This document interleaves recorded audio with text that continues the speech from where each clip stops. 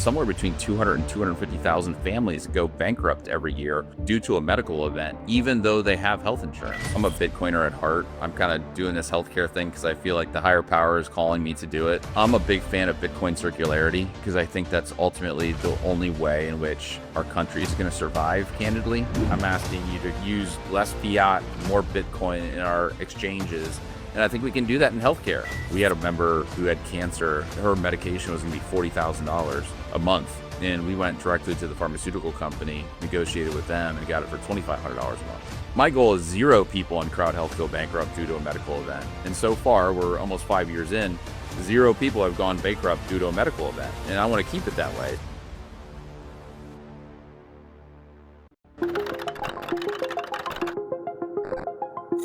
What is real? How do you define real? You can't jump into cash.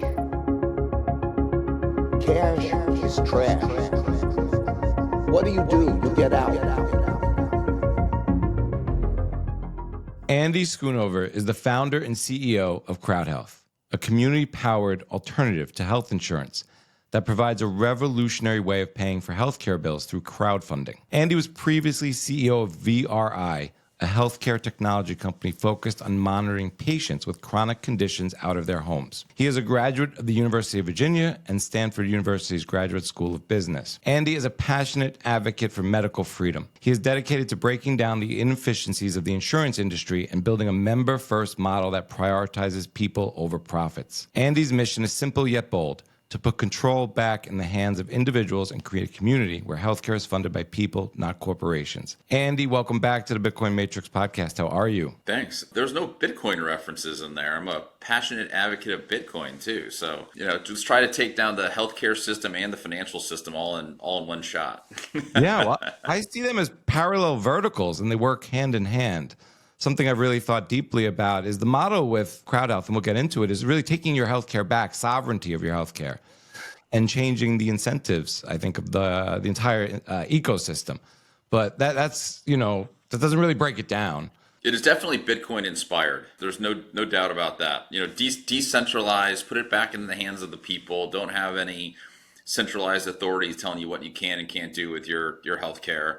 I mean, I think ultimately that should it be. So there's so many analogies between what Bitcoin is doing with the fiat system, and what CrowdHealth is doing, what we're going to call the fiat health insurance system, because I think in many ways it's very fiat. Yeah, well, it limits and it reduces your fiat expenses, so you can save more money to put into Bitcoin. That's right. And so that's kind of one way I see them as working hand in hand, and it's sort of taking it helps you then self-fund and crowdfund. So we'll get into this, but healthcare seems to be one of the hottest topics right now.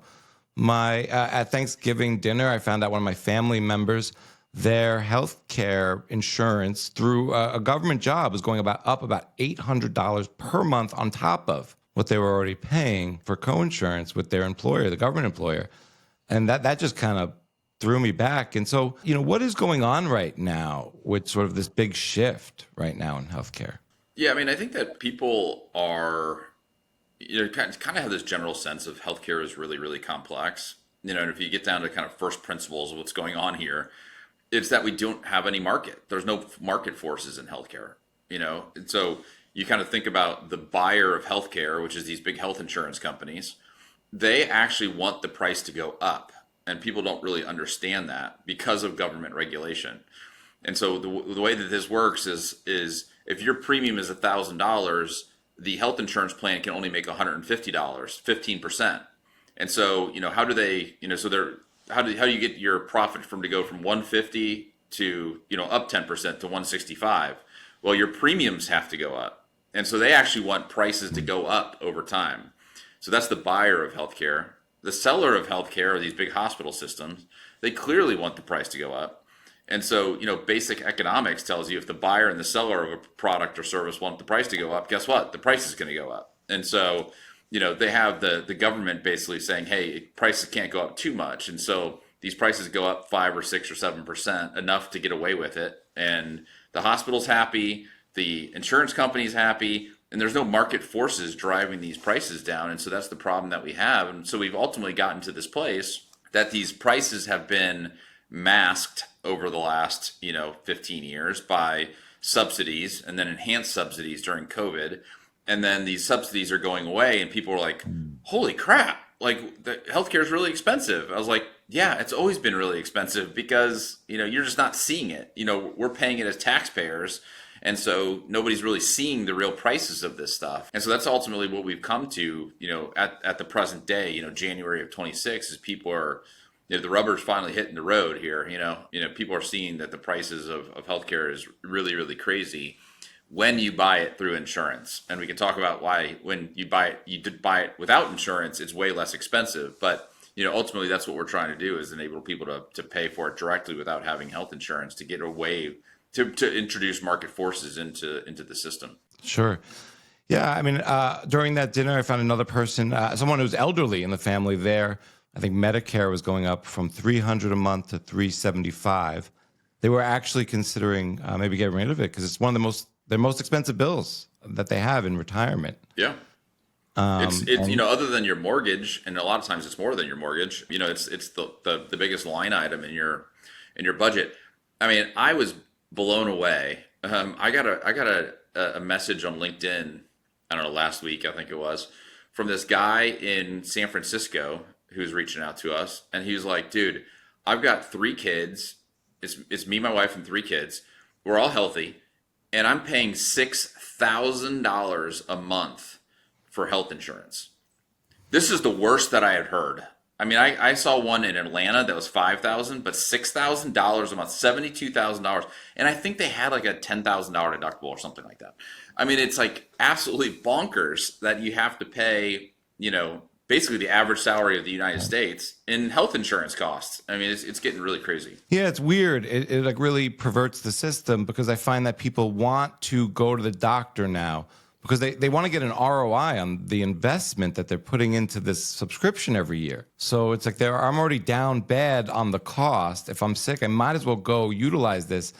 And I think it kind of like they go to the doctor more, not because they're sick more, but they want to get a return on all that money they're spending versus Absolutely. like turning, when you reduce your expenses, it makes you and invest in Bitcoin, it feels like you're turning your healthcare allocation into harder money and changing the way you think about the utilization of these services, because it seems like it's more like it's sick care now. Absolutely. I mean, when you're not paying for something, when you're paying with somebody else's money, it's easy to spend a lot. You're paying in these premiums, and then you're basically going to the grocery store with somebody else's credit card.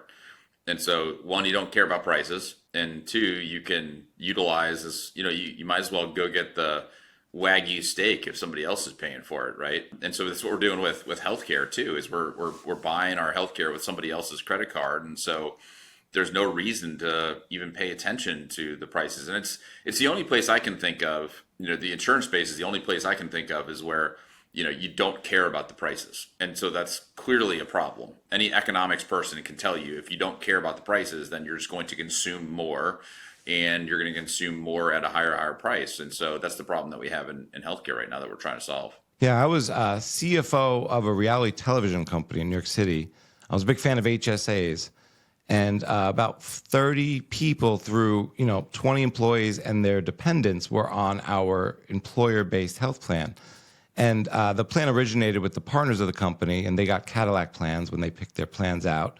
And you could see and we had to offer every employee the same plan. Usage was incredibly low. So we're spending incredible gobs of money on healthcare that's not being utilized. And I just switched the company to HSA, where I could literally fund every employee's plan with the savings.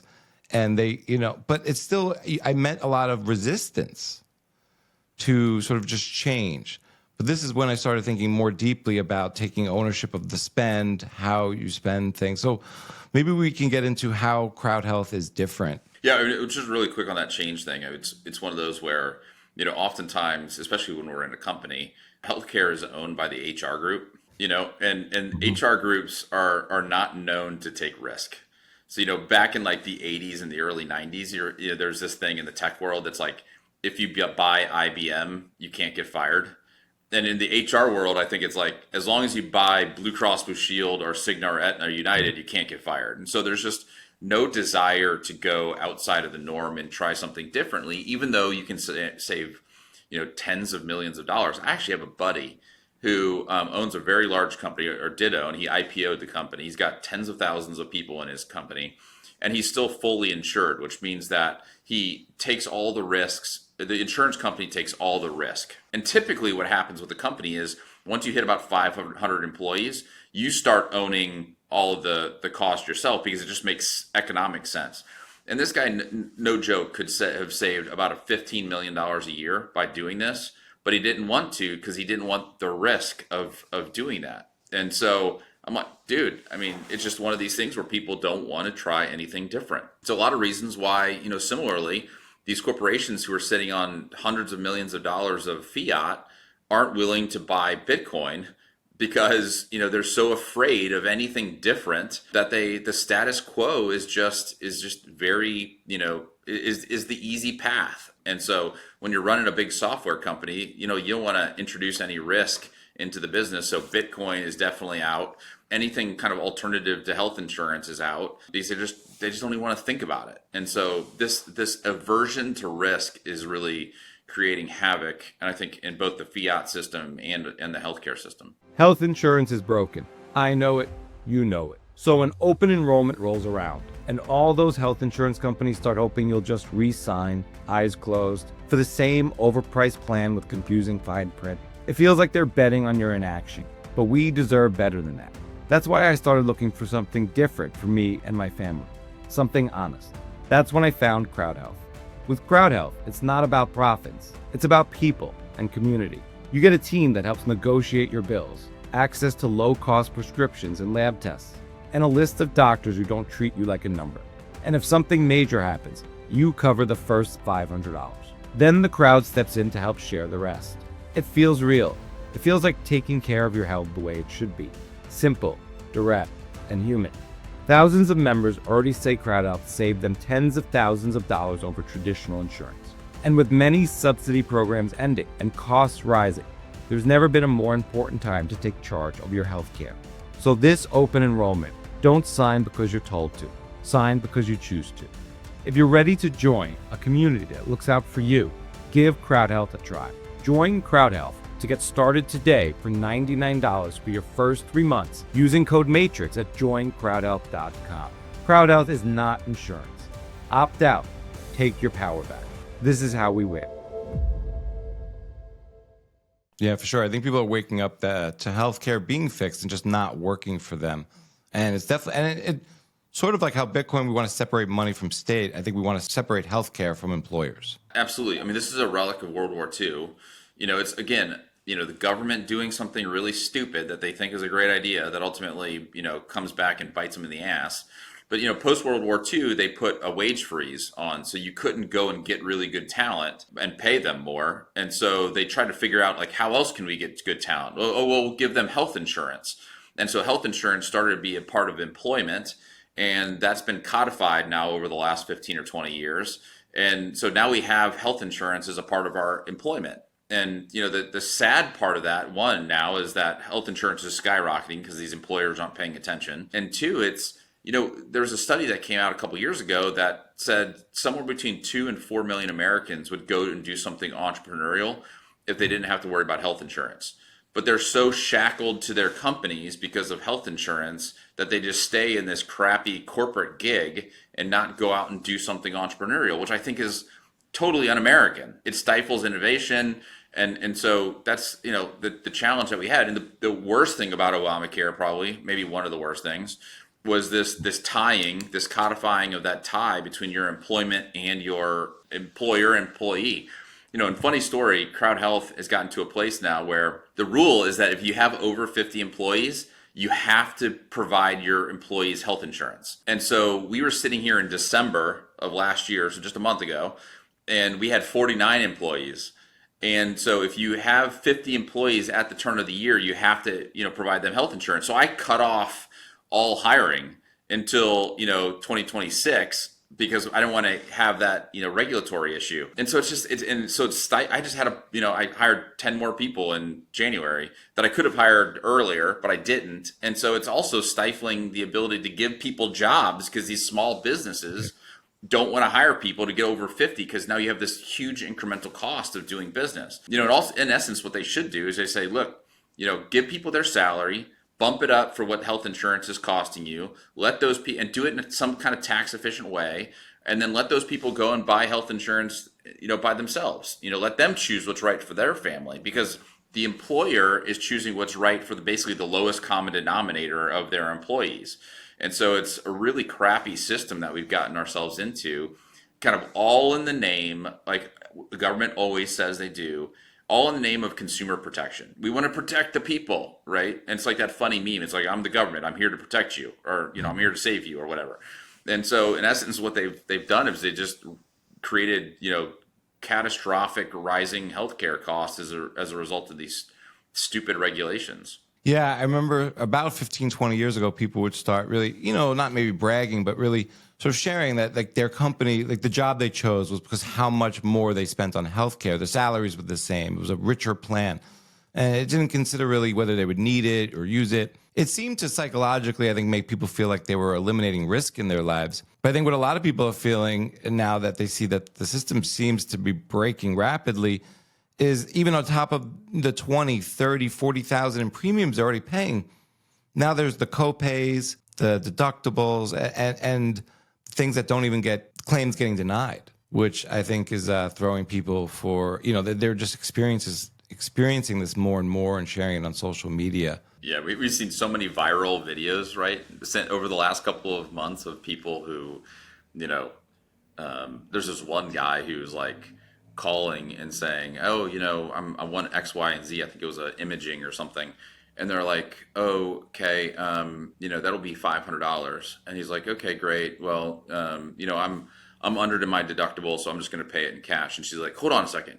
You have a deductible? Does that mean you have insurance? Yeah, I have insurance, but I want to pay in cash. I'm sorry, sir, you have insurance. And so we're going to have to charge you now the full insurance rate, which is like $2,500. It was literally like 5x, you know, if they paid through insurance. And that's just the total craziness of our system right now. Yeah. So, you know, families are paying what, like $1,000 or $2,000 a month up front. How does CrowdHealth work? It's not insurance. So, you know, let's kind of dispel what does that mean? How does it what's the model? Yeah, I mean, I went to the Affordable Care Act this year just because I was curious, you know, what would be. I think it was like $1,500 or $1,600 or something like that. And then it was like a $16,000 or $18,000 deductible, which basically means I'm paying $30,000 or $35,000 a year before the insurance company picks up a dime. And, you know, with CrowdHealth, I'm paying $660 a month. So, you know, say $7,500 a year. And so I'm saving, you know, gobs of money by doing this. But in essence, what we've tried to do is eliminate all the perverse incentives of healthcare. And it's really hard to do, obviously, but you know, so instead of paying a premium to your health insurance company, and then the health insurance company, their profit is the difference between the premiums and the claims, right? So all the money they get in for bills and all the money they pay out for bills, that's their profit. So what does that do? It incentivizes them to see the premiums increase and the bills decrease, like to maximize that profit. And so what we did is like, hey, let's just do a subscription fee. You know, you pay us $60 a month to be a part of the community. And so we want more people in the community. We want prices to go down so more people join us. And so the incentives are totally aligned. And then on top of that, we're going to ask you to pay and help somebody directly in the community pay for their healthcare bill. So for me, if I was an individual, I'd pay $60 a month to CrowdHealth, and then I would pay up to $140, and that goes directly to Cedric, who, as I just heard, you're a CrowdHealth member, which is awesome. You know, it's going directly to Cedric to help you pay for your healthcare bill.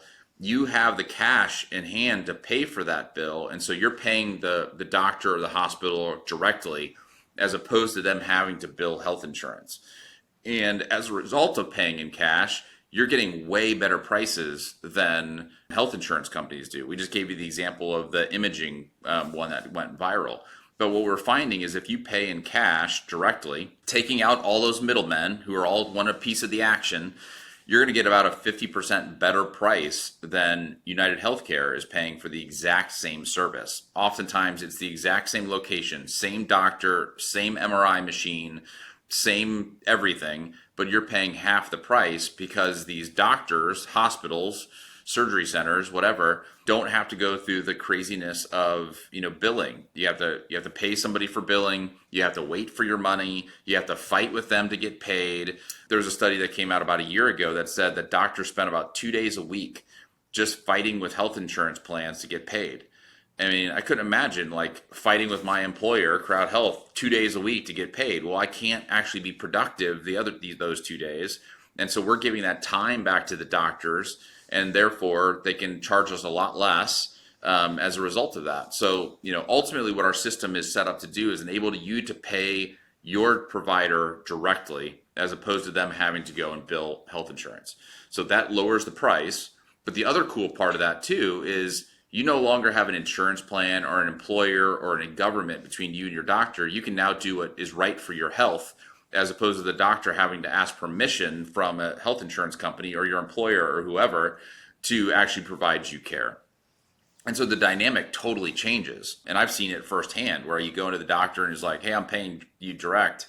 You don't have to get approvals for any of this. Like, let's do what's right for me. And he or she was like, awesome. Like, yeah, let's do this. And I'm going to give you a much better rate for that too, because I don't have to fight with them. So it's just an all around better system when you, as we all know, as Bitcoiners, when you take out all the middlemen, all the rent seekers and pay directly, as opposed to, all the administrative and bureaucracy associated with that middle layer of people who are just trying to take a piece of the action. Yeah, for sure. I felt it right away, even more on the softer side of the community and the social aspect. So I signed up. I was all excited. I left corporate America about a year ago. I made the gamble to kind of forego on Cobra. They give that nice little loophole where you could like up to 90 days mail it back in if you need to. But I was like, I'll save that money. I'm starting to I'm trying to figure out how to self-insure. And then you start thinking about maybe I want to mitigate some of this risk. But the idea of joining the community is what really also brought it to another level. We talked about this in the last conversation that when you came on the show the first time, but I experienced it firsthand. So I sign up. And I get, a series of 6 or 7 newsletters from you kind of describing how it's going to go. And for the first time, I found myself reading these. I kind of want to be a good player in the community. And, there's a social score, I think, to it. So you kind of want to be seen as, a good member in standing. So what are the rules of the road? And you kind of let me know right away. It'll be brief, so we kind of get through these quickly. But normally from United Healthcare, whatever company, I'm going to delete. I'll figure this out later. Because even if I know the rules of the road, I'm going to have to argue with someone anyway down the road. That's how I just feel. And, if I have a question or whatever, or things aren't going my way. So I'm like, wow, these people are going to work with me. They're on my team. So then you get the app. And the app seems apropos for the modern age. I mean, there's just so much more with doctors that you want to do digitally now. So maybe we'll get into what you could do with the app. But then I was learning about the program where you sort of join the community and now you pay for other people's expenses when it's above 500. And I turned it on auto pay. Mm-hmm. And I thought I would get emails all day, every day. It was amazing to me that I didn't get a lot of emails. I think only 1 or 2 in the few months that I've been a member. But it made me feel more, wow, like I almost felt like the person's pain. I know that the situation, maybe they broke an elbow or, something along these lines, and I'm helping. And there's almost a little bit of pride and sort of satisfaction being part of this. And it's been a wild experience. So maybe we can talk a little bit. It's a little different. It's invigorating. I'm taking sovereignty of my health, but I'm not alone. Yeah. Well, we've got a community of almost 25,000 people now who, if you have something really big happen, in essence, what we do, let's just say your bill is $10,000. We ask you to pay the first $500 of any health event. So if you get cancer and it's 30 doctor visits and 20 imaging visits and 2 surgeries, that's all one health event. So you have to pay $500. Everything beyond that is sent to the community. So we'll send each community member generally one request every month that says, hey, Andy, and we don't say Andy, we say a guy in Texas, broke his arm. Are you willing to help? And then, you can say yes or no manually, or you can just automate it to say yes all the time, which just sounds like you do. And like about 90% of our people just automate it to say yes, so they don't have to go in there and click. And then, if you say yes, then that money comes directly to Andy. So then, I'll ask, well, CrowdHealth will ask 95 people for $100 or something like that. And so then Andy has that $9,500 plus my $500 that I'm kicking in. So then I can go and pay for that directly. But it's cool because you know exactly how your money is being used by somebody else. It's not going to United Healthcare, to buy the CEO's private jet. It's going directly to Cedric or Andy or Marty or Saifedean or, all these people, Bitcoiners, like to help them directly. And so it's pretty cool. And I get these emails too, because I'm obviously a member. And it's like, I feel good that I get to help somebody in North Carolina with cancer, or somebody in Idaho with, whatever, a pregnancy. It feels kind of cool that I get to help somebody directly, and I know exactly where my money is going. So it's a bit different than, your health insurance, obviously. And yeah, we don't bombard you with emails. We just send you one, sometimes two a month. But we max it out at 140, if you're an individual. If you're a family, it's 420. But this month, for example, we're only asking for 65 of that 140 or 195 of your 420 if you're a family. So we only ask for what the community needs. And so if the community is doing really well, then you benefit. And we actually have a program with Fold so that if you, as a family, I'm 420, so I only got asked for 195, which means that I have, as that 225, left over this month. We have a program with our Bitcoiners where that can go directly to Fold, get converted into Bitcoin, and so you're actually stacking Bitcoin at the same time with all those excess funds. And so we've got thousands of people in CrowdHealth who are doing that, automatically. And so it's a pretty cool way to stack Bitcoin too. One guy was like, yeah, my wife is giving me trouble for all this Bitcoin that I'm stacking. And so I'm going to do this Fold program. So it just like, it's kind of like out of sight, out of mind. And I know I'm stacking Bitcoin, but she doesn't really know that. And so it's like, I'm like, dude, I'm not getting into your marital issues. You do whatever you want to do. But we have a ton of Bitcoiners in our community. And as you can imagine, like Bitcoiners are trying to find different ways of doing things, especially when they've been told their entire life, this is the only way of doing it. And so, I think, we have thousands of Bitcoiners as a part of the community, and, including you and Marty and Jimmy Song and Breedlove and Natalie and Saifedean. Like these are all, people who are a part of our community. That's pretty cool that you can, help with. Marty just had a baby. The crowd helped Marty with his baby expenses, which is, I think, pretty cool as a community to help other Bitcoiners. Yeah, you know where your money's going. We have CrowdHealth babies now, and you're like, wow, I helped with that. And that's part of, with insurance, that's part of it. You are helping a community. That's sort of the basis of the model. And you're pooling risk. And so it's still the same model, but now it's direct. You kind of know where the money's going for, and you know how you're operating within the system, and everyone's aligned. Let's maybe talk about negotiating forces and what you guys have learned about that and how you help. Because I think I was even on insurance, and it was one of those things. I woke up in the middle of the night, my daughter was having trouble breathing, and she's coughing, and she was like 6 at the time. Kind of thought it was whooping cough, and it would just be okay. But you just don't know. And it's 2:00 in the morning, and you're kind of trying to figure out what to do. And I see one emergency room is kind of busy. The other one's like empty. And it's brand new building out in the middle of nowhere, and like a new, going to be developed part of town later. They built the emergency room first, standalone, 15 minutes away, zoom over there. It's kind of like going to the dentist with the toothache. By the time we get there, she's pretty much okay. But you're there now. You're like, So, there's, I could literally park first spot. There's no other cars in the lot. Go in. They don't even want to see the paperwork. Just go right in right away. You'll fill the paperwork in as we're helping. It's very calm, very nice, very friendly. One doctor on call, one nurse. Both take a look at her. Yeah, it's whooping cough. It's no big deal. It's already, the cool air helped. Maybe we got a Tylenol. And, you get a bill for $5,000. And maybe insurance covered 600 or something very not close. Maybe it was that, or maybe I still had $7,000 to go on the deductible. This was the $5,000 that, and it's just it's just absurd. It's absurd. And they probably, what these hospitals do is they upcode. And so, your daughter came in with the symptoms of having trouble breathing. And so they will probably max out that code, like the most critical, code, even though she came in and she was doing fine. And so then you get charged the kind of the highest rate possible, as opposed to, what actually happened, which is she took a Tylenol or whatever and was done. And so these hospitals get away with it, unfortunately, and it's a tragedy. I mean, it's one of those things where I think it's like 90% of the bills that we get are coded at the top end of ER. But we also have data that says 80% of the people who go into the ER don't really need to go to the ER. And so it's like, make that math work for me. Like, how does that work? And it's these hospitals who are just, bumping up these rates.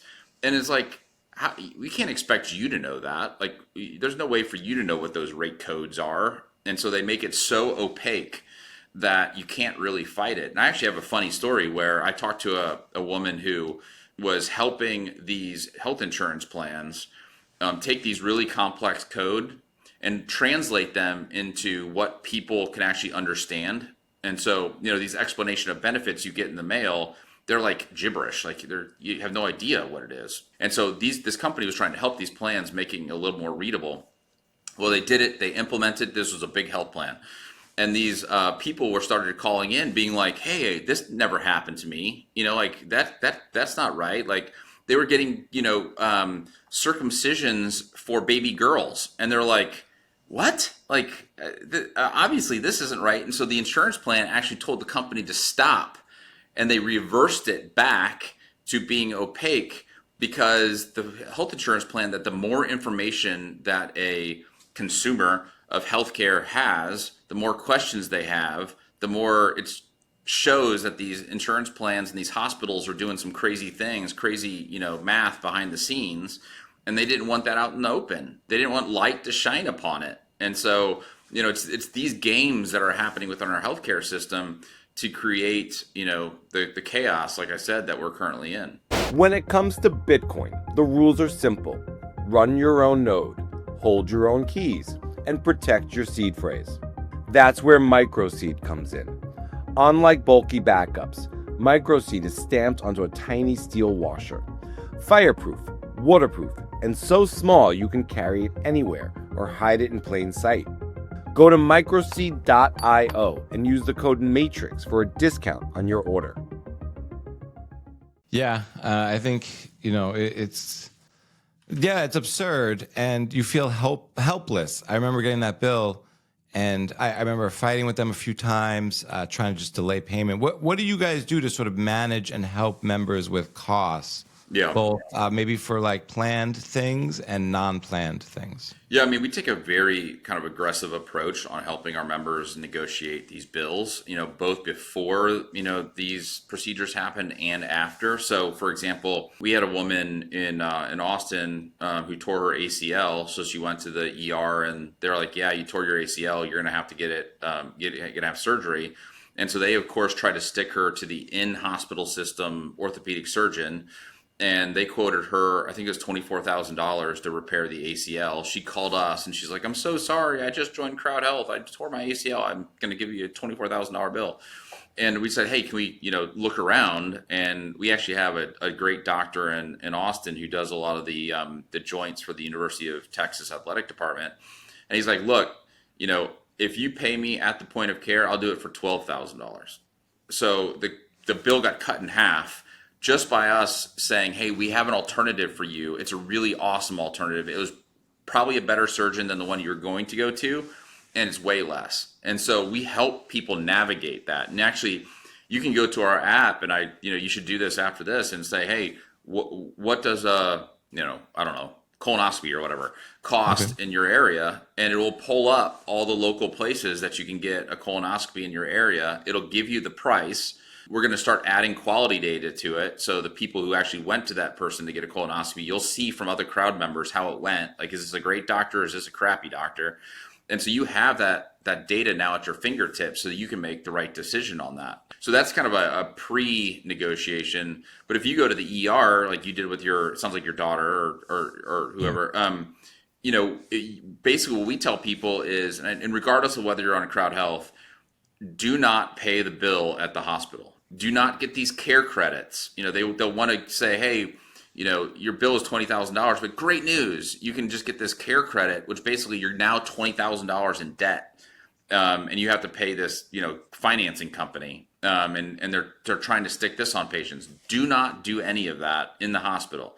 What I suggest that you do is you wait for the bills, and then if you're a CrowdHealth member, you just take a picture of that bill, you upload it to us. We have a negotiations team, including attorneys, who will then call the hospital on your behalf and negotiate that bill for you. And we're seeing 60, 70, 80%, discounts on these things just by us allowing us to go and negotiate this for you.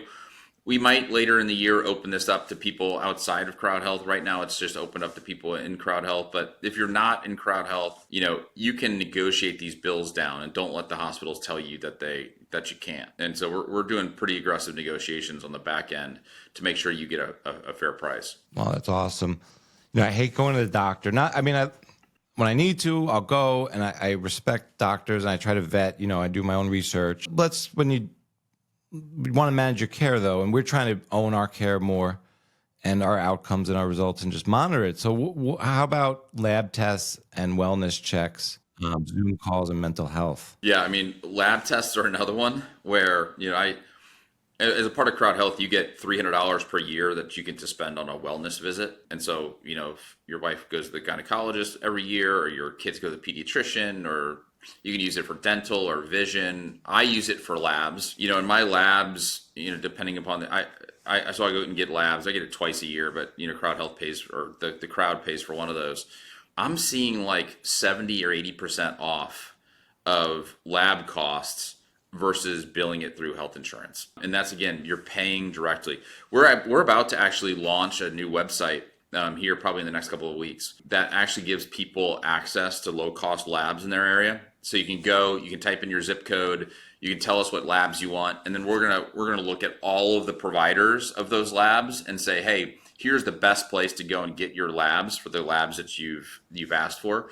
And so it's kind of like a search engine for labs. And so we're finding that it's so much less expensive if you go around the insurance company as opposed to like paying these labs directly. And it's 70, 80, 90% less. It's significant. We're seeing that in imaging as well. These imaging centers do not go to the hospital to get imaging done. You'll pay an egregious amount. There's these imaging centers. It's the same equipment. A lot of times it's the same people reading your image. And these things are 75 or 80% less expensive too than doing these in the hospital, especially if you pay directly. So we're going to open that up to people too. So there's lots of options to get healthcare much, much, much less expensive. And people think healthcare is so expensive because you're paying through your insurance company, and they inflate prices significantly because of the perverse incentives that we talked about previously. So, we help people find those lower cost providers. And the weird thing with healthcare is that oftentimes the lower cost providers are actually the better providers. If you want to go and get the best car in the world and you want to buy a Ferrari, and a Ferrari is going to be a much higher quality than your Hyundai or whatever. In healthcare, it's almost the flip, because a lot of these doctors who will take lower prices are independent doctors. They're not a part of these big hospital systems, and they don't have hospital systems to filter them data or to funnel them patients. They don't have these systems to funnel them patients.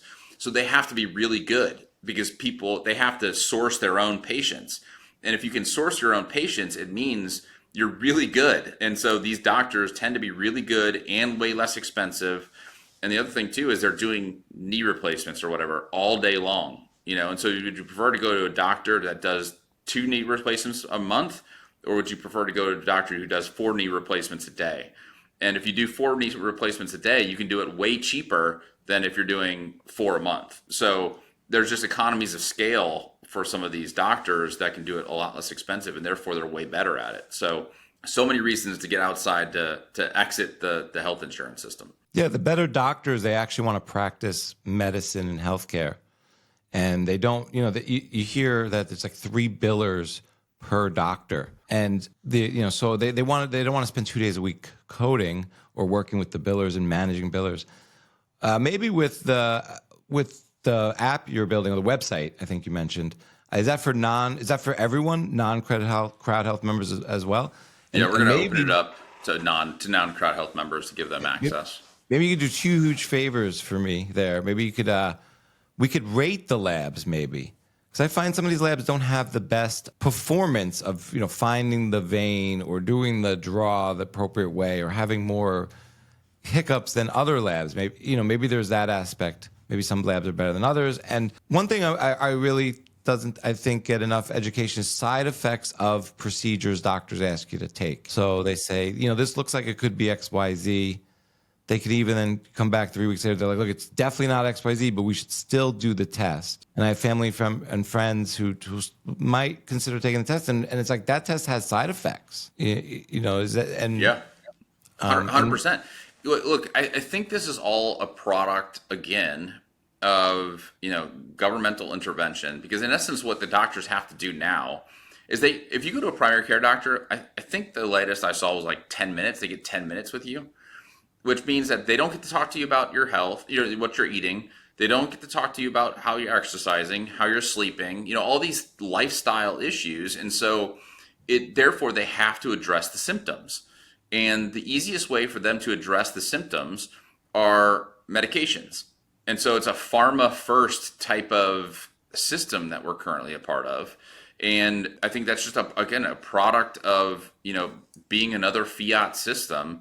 And, what we're trying to get our members to do is like, no, go to some of these other doctors, the independent doctors, integrative, holistic, naturopathic doctors who are actually trying to get to the root cause of what's going on with you so you don't have to deal with this the rest of your life. What is a symptom now is going to be chronic disease in 20 years, and so let's figure it out now. And so given your cash pay, by the way, health insurance companies, they don't pay for any of these doctors. They don't pay for integrative or naturopathic or holistic doctors. And so you're stuck into this kind of, pharma first system. And, that's, I think, why, 88% of us are metabolically unhealthy, because nobody's willing to kind of go a little bit deeper and figure out like what is actually going on with our bodies through our lifestyle choices. So, man, I could go on for hours about this, but there's so much wrong with this healthcare system that we have, and it's mostly because of government intervention, unfortunately. Yeah, let's definitely try to separate government and employer from healthcare. What about so I don't want to go to the doctor, but if I have to go, I don't want to necessarily drive there, figure out where they are and be on their terms. What about with the app? Can I zoom into the doctor? How does that work? Yeah, I mean, one of my favorite parts is as a part of CrowdHealth, you get unlimited virtual primary care and unlimited virtual urgent care. So right now, my primary care doc is through CrowdHealth via this app, and I pay for it up front, but then you can submit it to the community to get you paid for it, and that's not subject to that $500.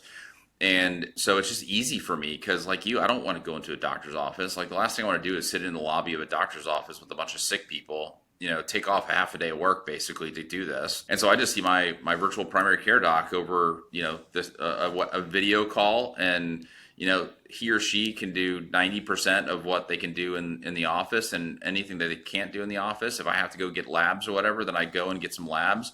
I actually have a phlebotomist come to my house or my work and take my blood at my office or work, so I don't have to leave. And it cost me an extra, I think, $65 or something like that to do it, but it's worth it to me, so I don't have to take the time out of my day to do it. And so I think most of this healthcare can be done remotely, and it can be done through our app, and it's a really cool way of doing things. I mean, one specific example through the virtual urgent care is, I got little kids, and so they get into trouble sometimes, and my daughter was jumping on her bed and fell off her bed and whacked her head. And she started talking a little bit weird. And I was like, oh my gosh, of course you jump to the extreme like you did with your daughter, right? You jump to the extreme like, oh my gosh, something's going on with her. And so I just typed up the virtual urgent care, got them, I think, within 90 seconds. And she was talking to my daughter, and then she was telling us, because we're trying to decide, like, my wife was basically out the door going to the ER, right? And I was like, I don't want to spend 5 hours in an ER and get billed $10,000 and all this kind of stuff.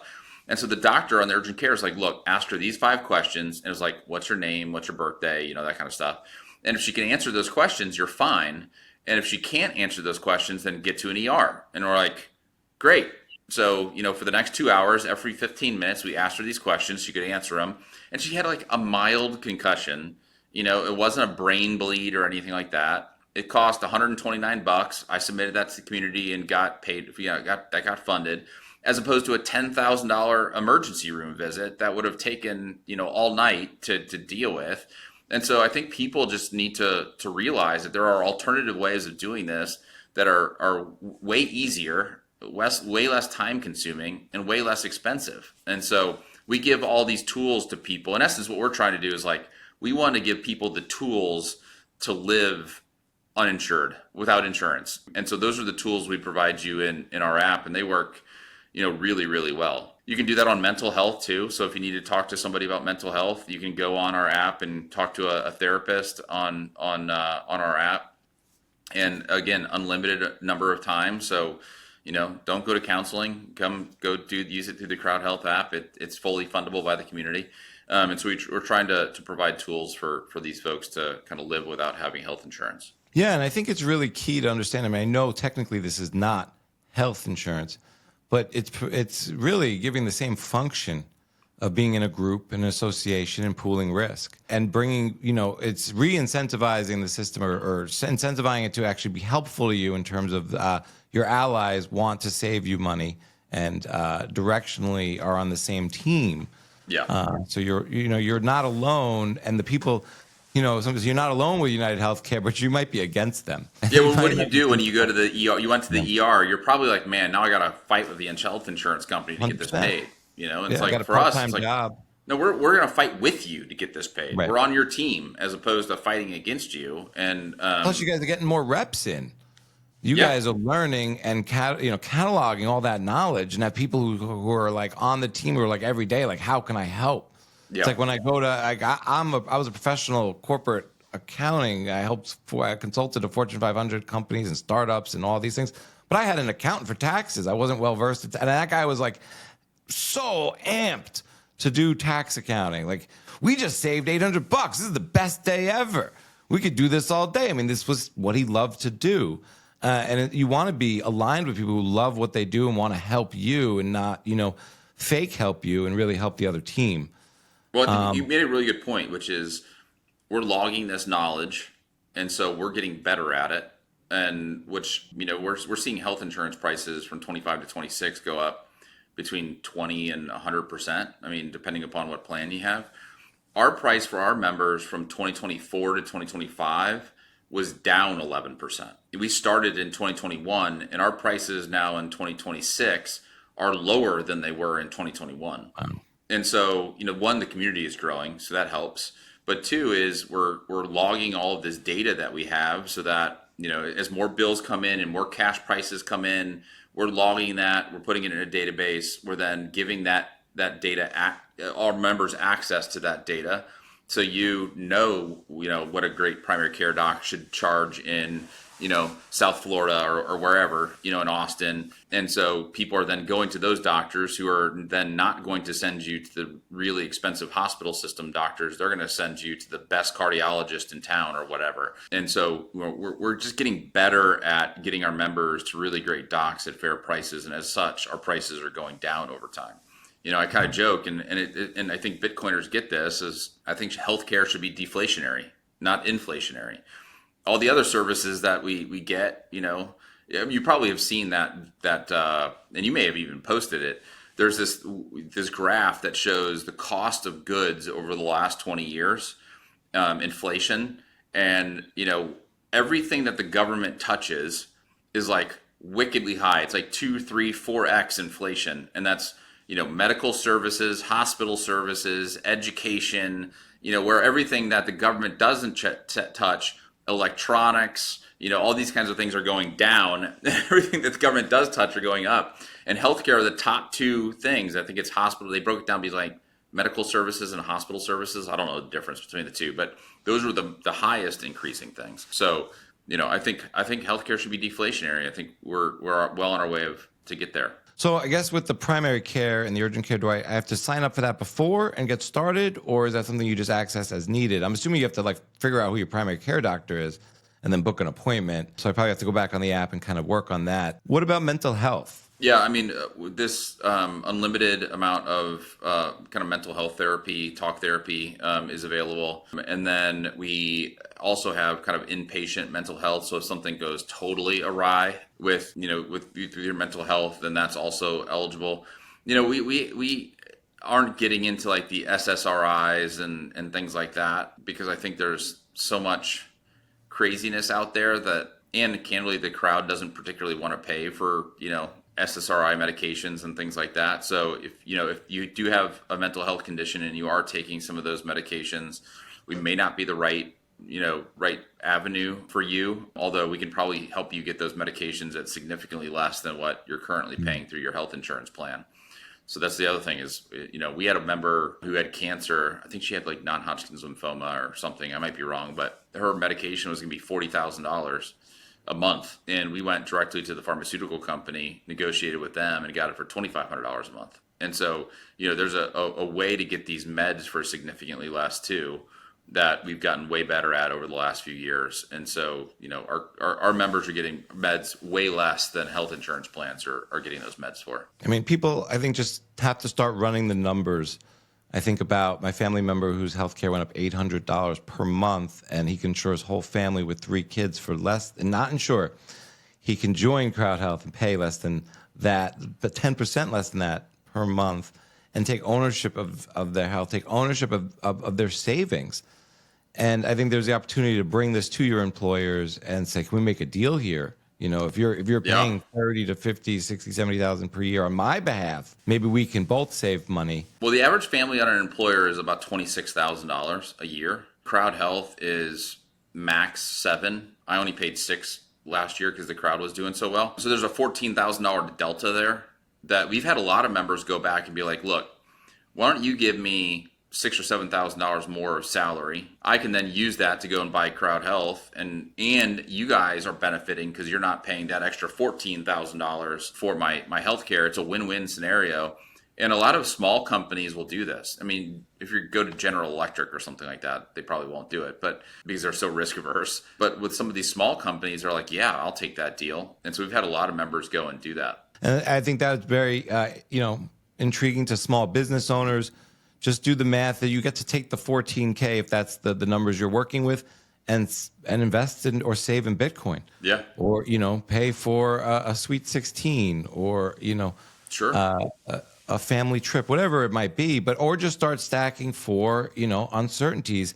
And if you need the money, it's there for you. And if you start saving in Bitcoin, it starts to multiply over a long period of time. Not financial advice. Well, maybe talking about, finding the right crowd for you. Part of this is people are self-selecting in. You get the power and the strength and the numbers. You guys are, growing leaps and bounds. People are into this, and you're taking, you're joining other like-minded folks. But maybe there's, some people that it's not right for right now. I don't think you accept smokers, and sort of obesity, I think, is an issue. Yeah. And, I definitely want to be careful with these issues. What may be the long-term thinking about this? And I'll just play devil's advocate. Mm-hmm. Some people say that nicotine and, obviously rolled cigarettes and how they're rolled and what's in them could be carcinogens besides the nicotine. But some people say nicotine could be a super drug or, beneficial to people's health. And, maybe people who are overweight or obese, they want to get healthy, and well, there you go. So I maybe we can I guess you can chew it and not, imbibe it other ways. It's more the tobacco than it is the nicotine. So, I think the issue with smokers is, we ultimately, what we don't want is for other people to have to pay for your bad lifestyle habits, and I just don't think it's fair. So if you're a smoker, clearly you have a significant increase in cardiovascular disease, a significant increase in, lung cancer and other cancers as well. And I just don't want people to have, I don't want to pay for that, for somebody else who does that. And I don't think our crowd does either. And so we could do something where we could say, hey, look, you can join, but these things aren't eligible. But then I also don't want people to join and then get lung cancer, which is $1 million deal, and then not have some kind of help with that because they don't have health insurance. CrowdHealth won't, and so they end up in bankruptcy because of this. That's not what I want either. when I was starting the company, I was doing some research on this, and somewhere between 200 and 250,000 families go bankrupt every year due to a medical event, even though they have health insurance. So they have health insurance and they're still going bankrupt. And I was like, man, my goal is 0 people in CrowdHealth go bankrupt due to a medical event. And so far, we're almost 5 years in, 0 people have gone bankrupt due to a medical event. And I want to keep it that way. So, I mean, I could make all these rules and things to allow some. It's I just, ultimately, you're just trying to get cute with it. And so I prefer to be very explicit in our rules up front so that people don't get surprised, along the way. The other thing is 65 and older, we can't do for Medicare reasons. There's some regulatory reasons there, so we can't do 65 and over. We're working on some of these things, but ultimately, yeah, I mean, we have a self-selecting group in. We've got a bit of a younger group in. I think younger people are a little less risk averse than the older folks. We got a lot of single people because single people are less risk averse than people who have families for obvious reasons. But I would say that we're getting way more families now than single people because we've shown that we can get these bills paid. And so, yeah, we've got a group of people that self-select in and they tend to be, pretty healthy folks. And so do you want to be in a group of people funding each other's healthcare expenses that are healthy or unhealthy? We prefer the healthy ones. With that said, I think we're going to expand this year a little bit. We're probably going to announce a diabetes program in the next probably month or two. 25 cents of every dollar is going to people with diabetes. And, I think most of us, especially in the Bitcoin community, know that if you have type 2 diabetes, which is a lifestyle issue, that can be reversed. And I think the medical industrial complex is telling people once you have diabetes, you'll always have diabetes. And I think that, ultimately what we're going to do is say, hey, if you have diabetes, type 2 diabetes, you can join the crowd. You're going to pay a little bit more. You got to be a part of a program to eliminate your diabetes. And once you do that, then you can kind of come back down to the general CrowdHealth rate. But what we want to do is, invite more people into the community, show them the way to get healthy. And I think that's a way that we can have a significant positive impact on our healthcare system. I mean, diabetes has gone from 1% of the population in the 1970s to 10% of the population in the 2020s. And that's primarily type 2 diabetes, and it's all lifestyle related. So, man, imagine, 25 cents of every dollar is going to diabetes, and you can, get rid of type 2 diabetes, what impact that would have on our system. And it's pretty significant. What about AI? How do you see that? Has that impacted your business, and maybe how do you see it impacting healthcare? Yeah, we use some AI to help us with some of our doctor recommendations. So right now you can go into your app and you can say, hey, find me a really great place in Austin, Texas. And we have some, AI that kind of scours our databases and all of our information and things like that, and can get you, a really great doctor based upon, your lifestyle choices. And, we can tell you if this doctor is amenable to kind of a high protein diet. Maybe some doctors aren't, and things like that. So we're utilizing AI in that way. I mean, I think ultimately, what I want, and I'm not saying CrowdHealth is going this way, but I want to be able to, import all of my medical data, all of my labs, everything. And then I want AI to basically say, hey, I see everything that you have here. Here are some things to think about. I want to import my lifestyle choices and my, workout choices and all that kind of stuff. So I can have almost like an AI doctor, help me. And then I can base that AI on the findings of a specific doctor that I think I really like, So, all these doctors on the internet who are telling you can't have high cholesterol. High cholesterol is bad. So you got to have these statins and all these kinds of things. And there's other doctors who say, well, I don't really believe that. Here's some other things you can do in lifestyle. So I'd like to take all my medical information and then show it to an AI version of the doctor that I think I'm more in line with in my worldview, so I can get some feedback on that. And that's ultimately what I want. Now, can CrowdHealth do that? I'm not sure, but I think, directionally, that's where we'd like to go, is to, enable you to have your own doctor, based upon your own information, as opposed to, a random doctor down the street that you have no idea what their kind of education is, their worldview is. And look, I think lifestyle choices is 90% of the game. And I don't think that the normal primary care doctor is paying attention to that stuff. And so I want to put all that stuff into an AI doctor that does pay attention to that stuff and can tell me, what kind of path I should be going down based upon the inputs that I give it. And some people have privacy data, privacy related issues with that and things like that. So if we could do that in a way that keeps this data totally private and it's just yours, I think that could be a really interesting scenario. I think that's what primary care doctors should be doing and are not doing. And therefore, I think much of primary care could be replaced with an AI version of a primary care doc that could be helpful. Well, Andy, I just want to say, we're really thankful for you. I don't know if we're thankful. My family, I'm sure other CrowdHealth members, you're helping us take our power back and our sovereignty back over our health, something which I've been trying to do for 20 years. And, it's great to have an ally like you on the journey. I'll leave it to you. Maybe you could tell us what the vision is for 2026 for CrowdHealth and where people can go and sign up. Yeah, I mean, I don't know if this is 2026, but it's what gets me most excited. I'm a Bitcoiner at heart. I'm kind of doing this healthcare thing because I feel like the higher power is calling me to do it. And ultimately, I'm a big fan of Bitcoin circularity because I think that's ultimately the only way in which our country is going to survive, candidly. And I think that I'm trying to create volume so that I can go and talk to these big hospital systems and say, hey, you need to accept Bitcoin. And then instead of me and Cedric funding each other with fiat, I want to fund Cedric with Bitcoin. And then you can use that Bitcoin to then go and pay the hospital. And so we truly get Bitcoin circularity within healthcare. I'm actually talking to one of the top 10 largest hospital systems right now in depth about accepting Bitcoin. And so that's ultimately my goals. I'd love to be able to have, a host of doctors and hospital systems that will accept Bitcoin.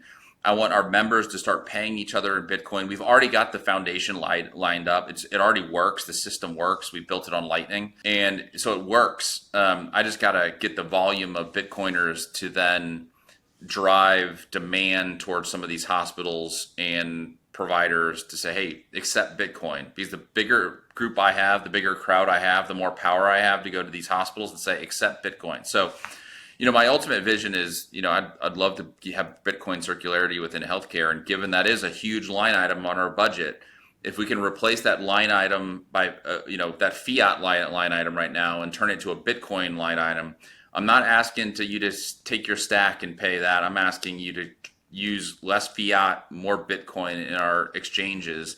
And I think we can do that in healthcare. And so that's what my ultimate vision. That's what I'd love to do, is just a Bitcoiner at heart to see that happen. So I need more and more Bitcoiners to join the community so that we can make that happen. I love that. I mean, we have Bitcoin families. We should have Bitcoin doctors, providers, Bitcoin hospitals, Bitcoin dentists, Bitcoin doulas, and midwives, I think would be wonderfully received. Amen. This has been so dope.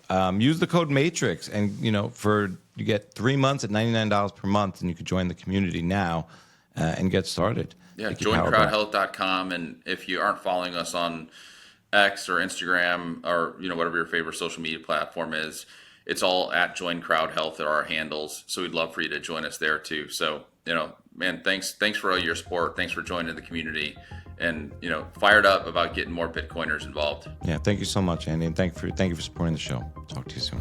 Thanks for tuning in to this episode of the Bitcoin Matrix. If you enjoyed the conversation, don't forget to like, subscribe, and drop a comment below with any questions or thoughts you may have. We'd love to hear from you. You can support the show by checking out our sponsors and affiliate links in the description. It helps keep bringing you great content while connecting you with awesome products that I believe in. Share this episodes with your friends, family, or anyone curious about Bitcoin. And let's keep growing this community together. Stay curious, keep stacking, and I'll catch you in the next one.